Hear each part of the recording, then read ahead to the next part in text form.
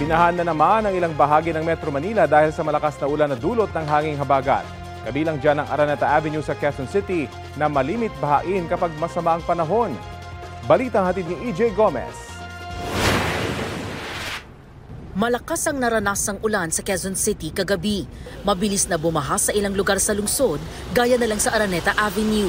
Halos 2 oras ang itinagal ng baha ayon sa residenteng senior citizen na si Lola Leonila.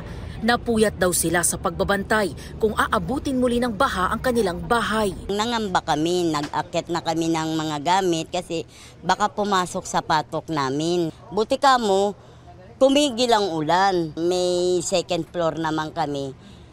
Siyempre, yung gamit namin sa second floor, puno na.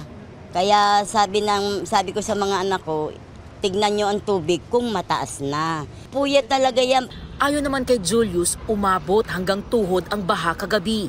Kaya hinakot niya ang kanyang paninda sa tabing kalsada para hindi abutin ng baha. Yung tubig, ang laki na eh.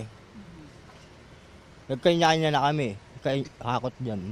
Tapos pinasok namin sa loob. Tapos itong lamesa, dinala namin dun. Inangat ito. Perwisyo talaga kasi, gaya niyan, imbis na nakapagtindaan ng maayos, matitigil kayo. Nakakatakot yung pagka malipto ka. Pagka hindi naagapan, diretso ka patay.